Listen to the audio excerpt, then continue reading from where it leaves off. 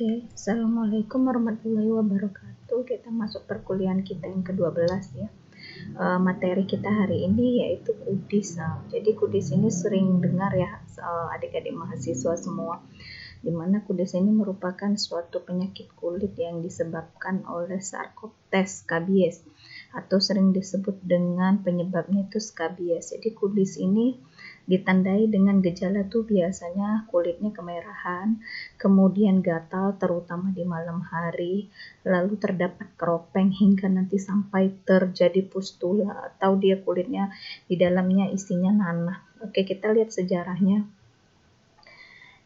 Ini menurut ahli biologi ya, Italia Giacinto Cestoni, menggambarkan tungau itu sering disebut Sarcoptes scabiei ya, kita dengar itu biasanya scabies. Jadi ini Sarcoptes ini genusnya parasit kulit yang dikenal dengan tungau kudis, kemudian memiliki 8 kaki, kemudian ditempatkan di kelas filogenetik sama seperti laba-laba dan kutu. Nah, ini sejarahnya. Kemudian nih kudis, pengertiannya di sini penyakit kulit yang disebabkan oleh tungau. Oke, jadi tungau ini dicirikan itu kudis ini dengan adanya keropeng ya, kebotakan pada kulit serta gatal terutama dia di malam hari. Kenapa di malam hari? Karena biasanya tungau ini bertelur itu atau membolongi kulit, membuat terowongan itu pada malam hari dan meletakkan di dalam terowongannya itu telur-telurnya. Oke. Jadi sangat gatal jika di malam hari. Sinonimnya itu bisa disebut dengan scabies, kemudian the itch, budik, budukan, gatal agugo. Oke, kita lanjut. Oke, ini bisa dilihat ya. Inilah bentuk ini kemerahan ya, hingga dia membentuk keropeng, kemudian dia melepuh. Menempel di kulit menjadi kerak dan akan menyebabkan lecet ya, akan menjadi luka jika terus-menerus digaruk. Nah, ini gambar Sarcoptes dilihat di bawah mikroskop. Kita lihat lebih jelas nanti. Gejalanya bagaimana? Gejalanya itu biasanya bintil kecil berwarna merah pada kulit, biasanya itu terdapat pada lipatan-lipatan kulit ya, seperti lipatan siku, ya, tangan, lipatan tubuh lainnya, bahkan sekitar alat kelamin juga ada. Kemudian bergaris merah, bergaris warna putih atau merah di kulit, ya. Kemudian rasa gatalnya juga hebat ya, terutama memburuk tadi di malam hari. Tadi saya sudah jelaskan. Kemudian terdapat luka, ini karena akibat garukan. Terus-menerus nanti akan menjadi korengan. Kemudian pada bayi atau anak-anak biasanya gejalanya itu adanya bisul, seperti bisul dia pada telapak kaki ataupun telapak tangan. Epidemiologinya, jadi di sini kudis salah satu dari ketiga gangguan kulit yang paling umum pada anak-anak ya, karena ini berhubungan dengan personal hygienitasnya. Jadi berhubungan dengan higien kita. Jadi kalau seperti kepadatan penduduk atau penggunaan air yang tidak bersih, kemudian ventilasi udara juga akan mempengaruhi nanti adanya tungau atau tidak.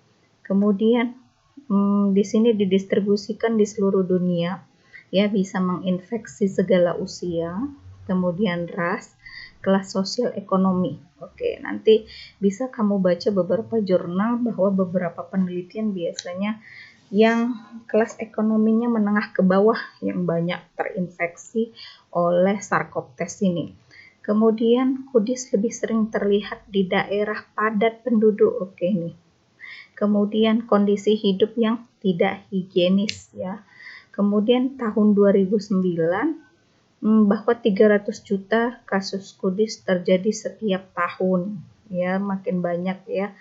Kemudian 1-10% dari populasi diperkirakan terinfeksi kudis ya, tingkat infeksinya bahkan sampai 50-80%. Nanti kita lihat beberapa jurnal yang di Indonesia yang meneliti tentang si kudis tersebut. Ini etiologinya ya, jadi disebabkan oleh Sarcoptes scabiei. Kemudian ini Sarcoptes betina yang awalnya berada di lapisan kulit stratum corneum, ya, nanti akan membuat terowongan di dalam lapisan kulit. Oke. Terus di dalam terowongan tersebutlah si Sarcoptes ini akan bertelur. Dan dalam waktu yang singkat akan menetas menjadi hipopi namanya, atau Sarcoptes muda.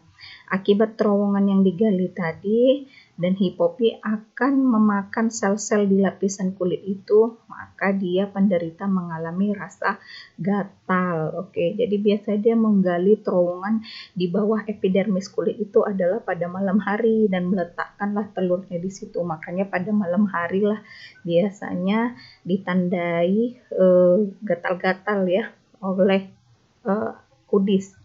Penularannya ini kalau kudis bisa kontak langsung, bisa tidak langsung. Kontak langsung itu contohnya menyentuh seseorang, itu bisa menular ya, atau dia berhubungan intim, bisa. Kemudian dapat juga yang kontak non langsung, satu tempat tidur, yaitu spraynya sama. Kemudian bantalnya sama, atau menggunakan pakaian yang sama, itu kontak tidak langsung, jadi dia bisa menular ya. Kemudian daerah penyebarannya tadi sudah dijelaskan, biasanya pada lipatan-lipatan kulit, bisa juga di sela-sela jari, dalam ketiak, pinggang, pergelangan, siku, telapak kaki, bahkan di daerah kelamin juga bisa, lutut dan tulang belikat. Oke, pada bagian khususnya lipatan-lipatan dia di situ.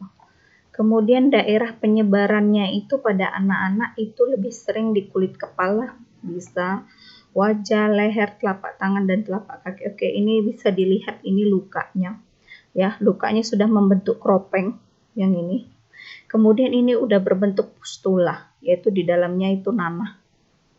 Oke, ini salah satu gejala ya yang disebabkan oleh si skabies tadi. Jadi dan seringkali merupakan serangkaian luka kecil seperti melepuh, ini dia sudah berbentuk pustula ya. Ini proses penyakitnya tadi sudah dijelaskan, infeksinya ya, dimulai dari si tungau betina. Tadi membuat terowongan ya, atau menggali terowongan di epidermis, kemudian diletakkannya lah 2-3 telur di situ. Nanti akan menjadi Sarcoptes muda atau namanya hipopi. Lalu nanti berkembang masuk menjadi nimfa stadium kedua berkaki 8.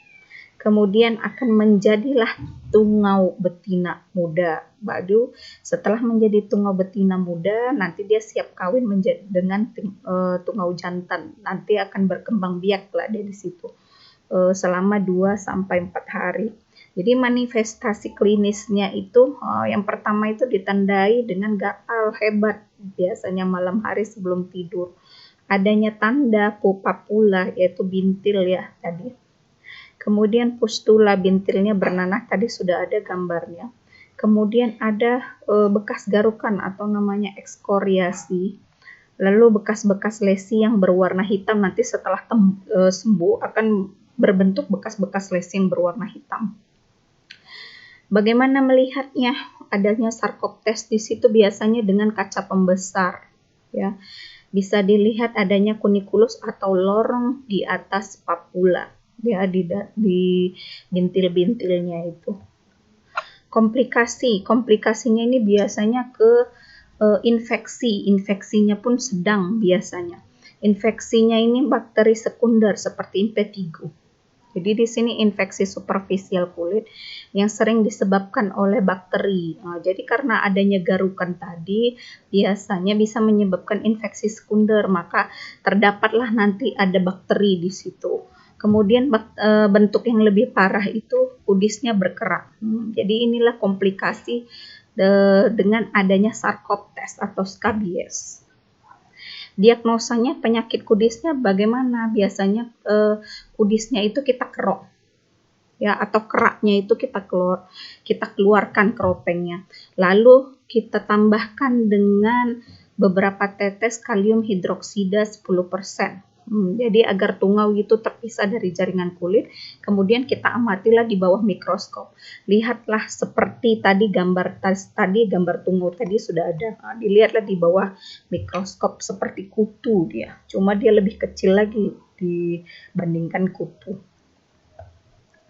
Pencegahannya, karena tadi berhubungan dengan higienitas, pasti pencegahannya pertama pasti menjaga kebersihan ya. Mandi itu dengan sabun 2 kali sehari, sering ganti pakaian ya, cuci pakaiannya itu dengan deterjen ya, menjemur alat tidur, kemudian handuk juga tidak boleh bersamaan pemakaiannya ya. Kemudian kunjungi dokter bila terserang kudis, karena juga bisa keliru antara penyakit kulit yang lain atau yang disebabkan dengan tungau. Bagaimana pemeriksaannya tadi seperti tadi, tinggal penambahan kalium hidroksida 10%, lihat atau diamati di bawah mikroskop. Kemudian bagaimana pencegahannya, yaitu kita balurkan atau mandi kita dengan cairan anti kudis ya, biarkan selama 24 jam lalu cuci bersih, ulangi tindakannya seminggu kemudian. Kita lihat pengobatannya, biasanya yang digunakan itu adalah cairan gamma heksan atau namanya disebut linden 0,5%. Bisa juga dengan triklorokarbamida 0,5% dan asam salisilat. Jadi di sini bisa mengobati kudis. Ini biasanya dalam bentuk cairan.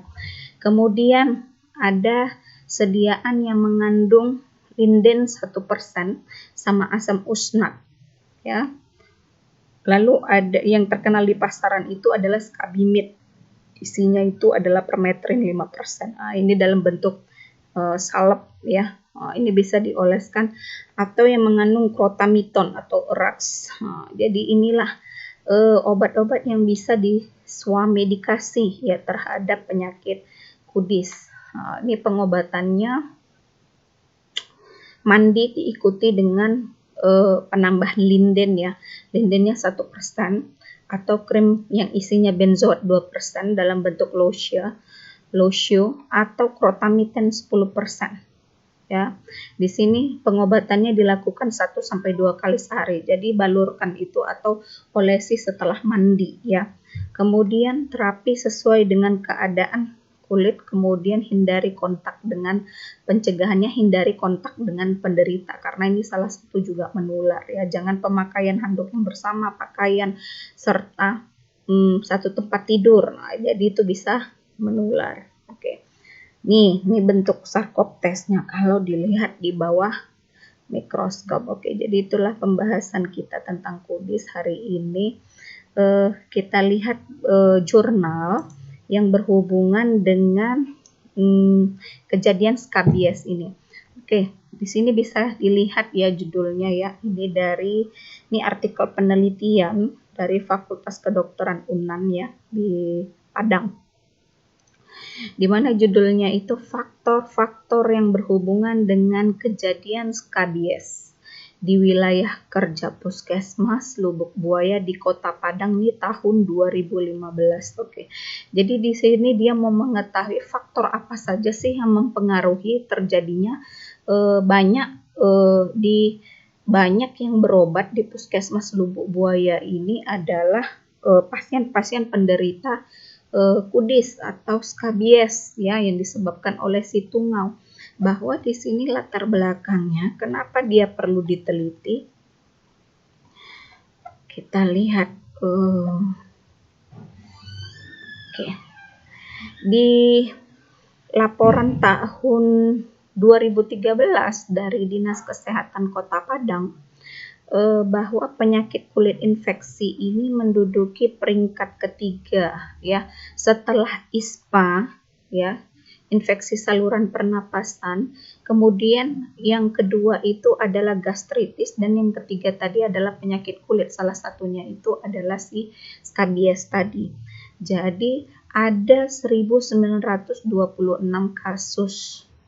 Jadi maka perlulah diteliti apa sih faktornya yang mempengaruhi, kenapa sih warga di situ banyak terserang penyakit si skabies. Oke, ini pendahuluannya. Tadi sudah saya jelaskan di materi bahwa penyakit itu menular ya, akibat dari siapa? Tungau atau Sarcoptes scabiei namanya. Jadi menurut WHO ya, ada 300 juta skabies di dunia tiap tahunnya. Oke, terutama di wilayah iklimnya tropis dan subtropis ya, termasuk di Indonesia. Jadi menurut studi epidemiologi di UK menunjukkan bahwa skabies lebih banyak terdapat di daerah perkotaan. Oke, tadi sudah saya jelaskan.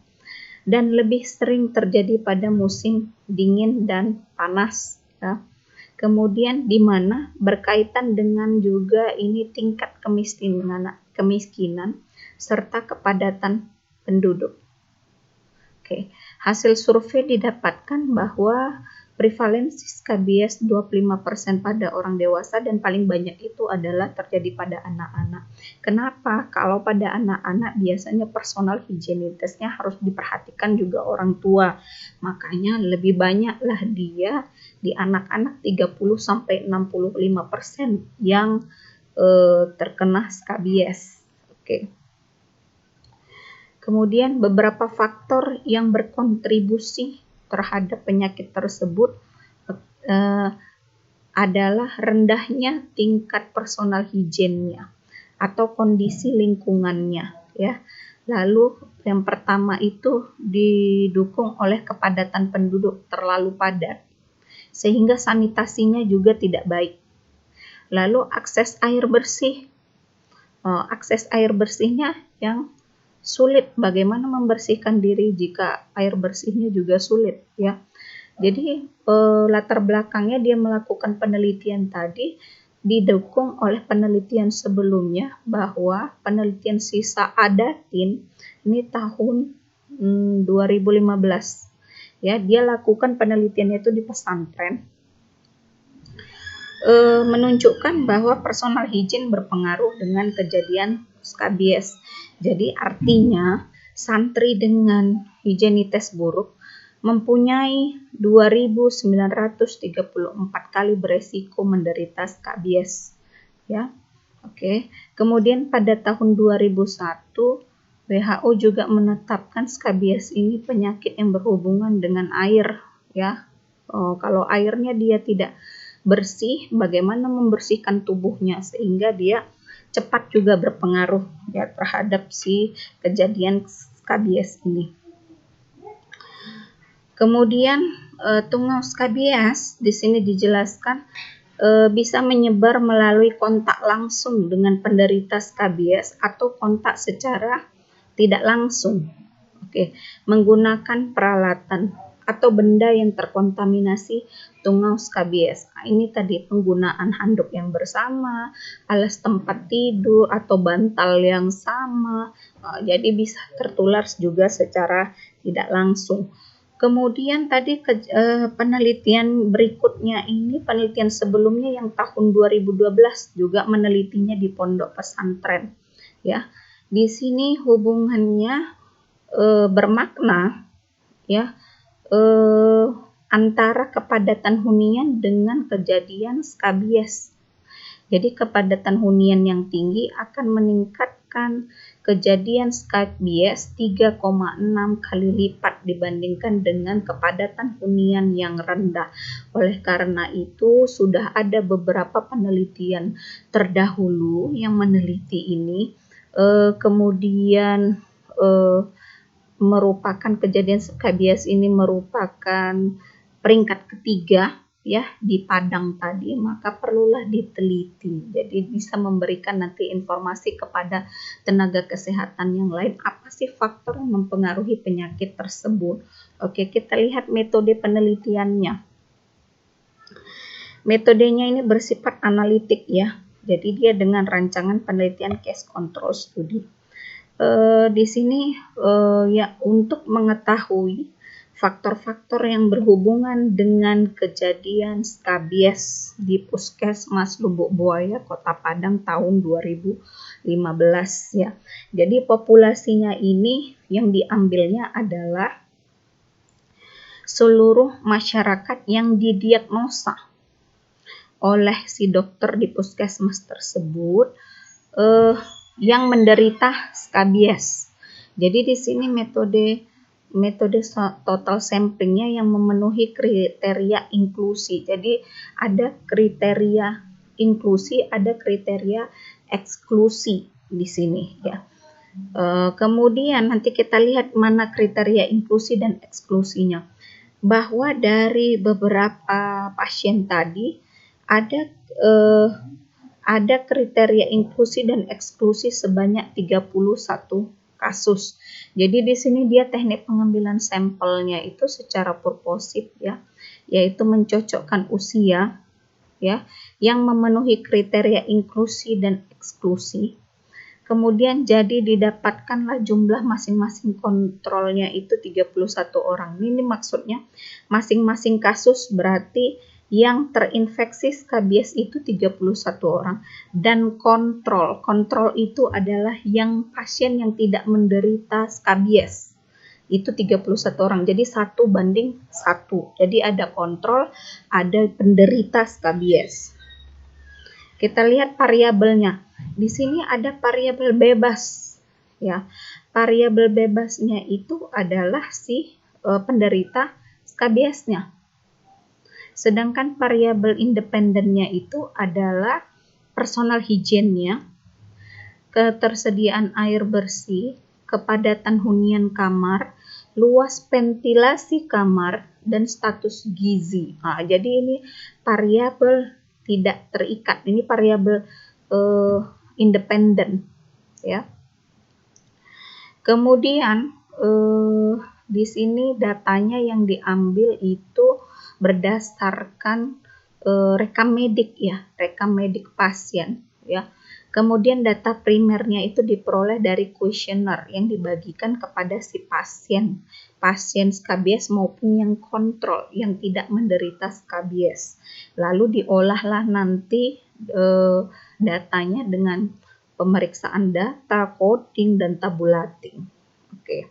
Jadi bagaimana hasilnya setelah dilakukan tadi survei terhadap si pasien serta dari data rekam mediknya?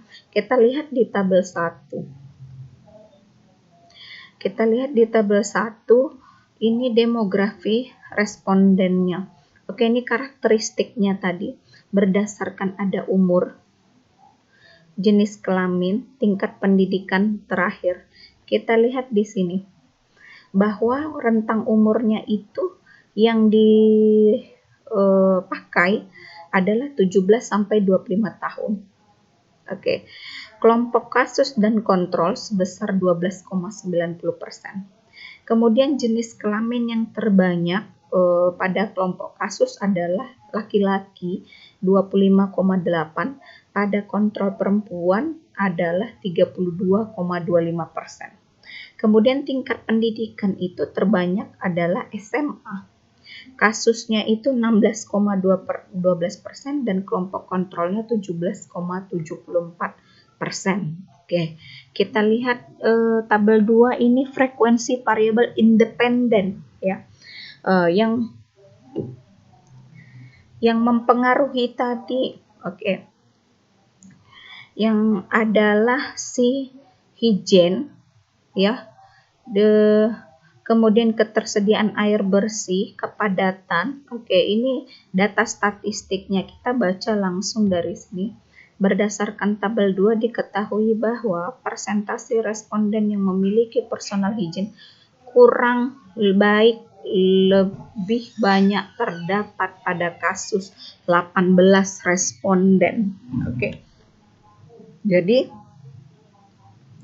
18 responden tadi dibanding pada kelompok kontrol cuma 10 responden. Oke. Jadi yang berhubungan dengan personal hygiene tadi kurang baik adalah pasti yang banyak penderita, yaitu 18 responden. Kemudian yang memiliki ketersediaan air bersih tidak memenuhi syarat itu adalah yang kelompok kasus. Di sini kelompok kasus tadi sudah saya jelaskan adalah kelompok yang terkena skabies itu sebanyak 10 responden, sedangkan kelompok yang sehat atau kontrol itu 7 responden. Kalau kepadatan hunian, kamar yang tinggi itu sama kasus juga, atau yang penderita kasus itu 22 responden. Kemudian kelompok yang tidak terkena skabies itu hanya 8 responden. Kemudian faktor luas ventilasi yang tidak memenuhi syarat juga sama. Yang kasus lebih banyak, 25 responden, sedangkan yang kontrol hanya 17 responden. Kemudian berhubungan dengan status gizi. Jadi di sini sama, yang penderita skabies nih 48,39%, sedangkan kelompok kontrolnya itu adalah 32,26%. Oke, jadi berdasarkan tabel 3 tersebut kita lihat hubungan antara personal hygiene memiliki hubungan yang bermakna atau tidak. Oke, jadi di sini bahwa yang diperoleh nilai P-nya itu sama dengan 0,22. Berarti ada hubungan yang bermakna antara personal hygiene dengan kejadian skabies. Artinya, di mana masyarakat yang memiliki personal higienitas yang kurang baik beresiko 5 kali menderita skabies dibandingkan masyarakat yang memiliki personal higien yang baik. Kemudian bagaimana dengan ketersediaan air bersih? Di sini diperoleh nilainya adalah 0,454. Artinya bagaimana? Tidak memiliki hubungan yang bermakna antara kejadian skabies dengan ketersediaan air bersih. Kalau kepadatan hunian kamar, kita lihat di situ artinya kepadatan hunian kamar memiliki hubungan yang bermakna dengan kejadian skabies.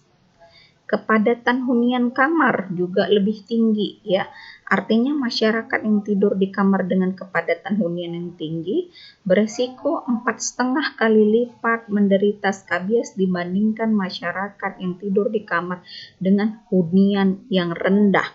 Kemudian kita lihat luas ventilasi udaranya. Luas ventilasi udara juga memiliki hubungan yang bermakna. Berarti di sini terdapat perbedaan yang signifikan ya antara si kejadian skabies atau penderita skabies dengan yang kontrol ya di situ. Kemudian artinya masyarakat yang memiliki luas ventilasi kamar yang tidak memenuhi syarat beresiko 3,67 kali lebih besar untuk menderita skabies dibandingkan masyarakat yang memiliki ventilasi kamar yang luas ya. Tetapi kalau status gizi tidak memiliki hubungan yang bermakna dengan kejadian skabies. Oke, ini menurut penelitian tadi.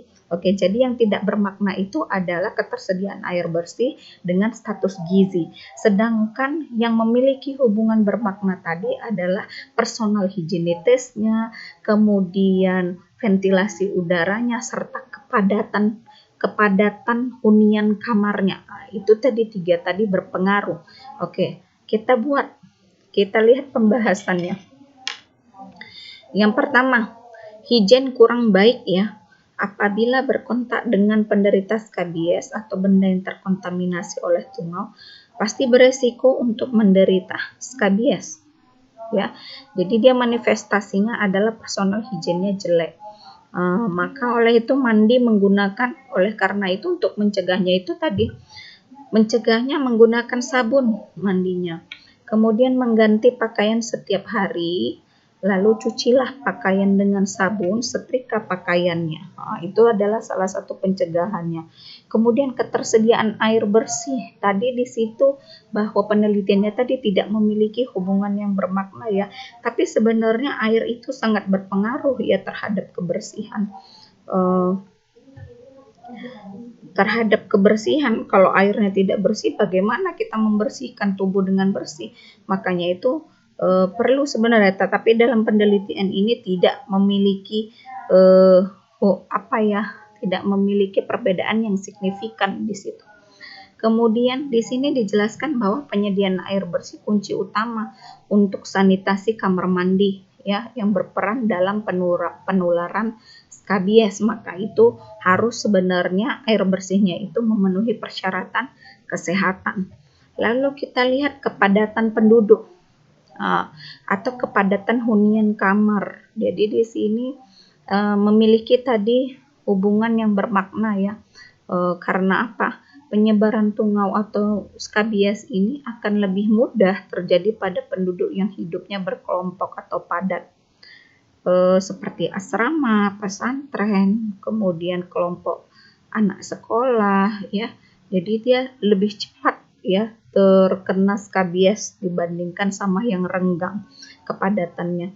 Kenapa? Karena dipengaruhi oleh kelembapan di dalam ruangan, di mana penghuni yang melebihi kapasitas ruangan akan meningkatkan suhu ruangan dia menjadi panas ya, sehingga lebih cepat terserang oleh skabies. Kemudian luas ventilasi kamar juga berhubungan tadi dengan kejadian skabies, karena fungsi kedua dari ventilasi ini adalah untuk tempatnya masuk keluarnya sinar matahari dalam ruangan tersebut. Jadi benda yang telah terkontaminasi oleh tungau harus dijemur dulu di bawah sinar matahari. Jadi bisa untuk mematikan si skabies tersebut. Jadi hal ini akan mengurangi proses penularan tungau skabies ke orang lainnya jika luas ventilasi kamar berpengaruh besar terhadap kejadian skabies. Jadi karena tungau skabies akan semakin mudah berkembang pada ruangan yang kelembapannya tinggi dan tidak terkena sinar matahari. Oke. Kemudian dari status gizi, tadi dari hasil penelitiannya tidak memiliki hubungan yang bermakna ya. Dari beberapa teori bahwa kekurangan gizi itu akan berpengaruh terhadap daya tahan tubuh kita. Jika daya tahan tubuh kita melemah, maka infeksi tadi akan lebih cepat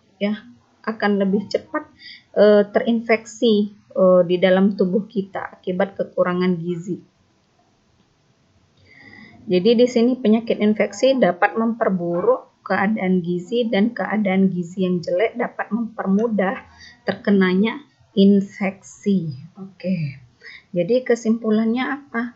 Terdapat hubungan yang bermakna. Oke, tadi sudah saya jelaskan. Yang bermakna itu hanya personal hygiene, kepadatan hunian kamar, dan luas ventilasi kamar dengan kejadian skabies. Berarti ada 3.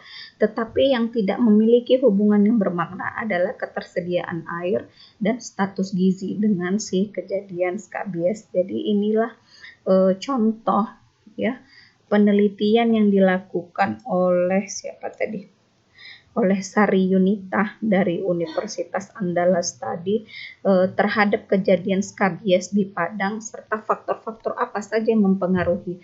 Jadi dari penelitian ini bisa kita rangkum dan kita bisa berikan informasi kepada tenaga kesehatan ataupun masyarakat bahwa ini loh faktor yang mempengaruhi kejadian skabies. Jadi bisa kita lakukan pencegahan. Semuanya itu berasal dari higienitas ya, yang saya jelaskan di materi sebelumnya. Oke, sekian paparan review artikel jurnal ini. Wassalamualaikum warahmatullahi wabarakatuh.